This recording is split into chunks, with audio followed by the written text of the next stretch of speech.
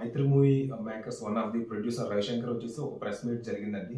Return of the dragon అనమాట movie success మీట్లో అనమాట. సో పరోక్షంగా ఆయన అయితే ఎన్టీఆర్ ప్రశాంత్ టైటిల్ అయితే అనౌన్స్ చేయలేదు, కానీ డ్రాగన్ అని చెప్పేసి ఆయన పరోక్షంగా అయితే చెప్పాడు అనమాట, ఇండైరెక్ట్గా.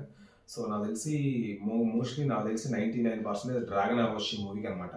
బట్ ఈ డ్రాగన్ వేరు, ఆ డ్రాగన్ వేరు అని చెప్పారు ఆయన. బట్ మోస్ట్లీ డ్రాగన్ అవ్వచ్చు, ఎందుకంటే అది రిటర్న్ ఆఫ్ ది డ్రాగన్, ఇది డ్రాగన్ అనమాట. సో ఆయన చెప్తూ ప్లస్ ఈ డ్రాగన్ మాత్రం ఇంటర్నేషనల్ అనేది. సో నాకు తెలిసి ఎన్టీఆర్ మీరు ఇంతవరకు ఎప్పుడు చూడలేదు, ఇది ఒక డిఫరెంట్ జోన్ అనమాట. సో ఇది నాకు తెలిసి back drop old story, maybe Calcutta back drop అని చెప్పేసి అంటున్నారు.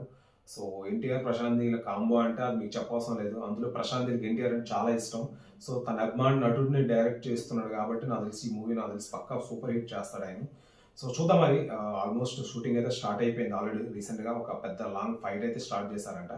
సో ఎన్టీఆర్ అయితే మేబీ ఇంకో 1 or 2 monthsలో అయితే సెట్స్లోకి వెళ్తాడు. సో మిగతా ఎన్టీఆర్ లేని షూటింగ్ అయితే చేస్తున్నారు ఆల్రెడీ. ఎన్టీఆర్ వచ్చిన తర్వాత నాకు తెలిసి తొందరగా కంప్లీట్ చేస్తారు. ఏదైనా నెక్స్ట్ ఇయర్ అయితే సమ్మర్లో ప్లాన్ చేస్తున్నారు మూవీ.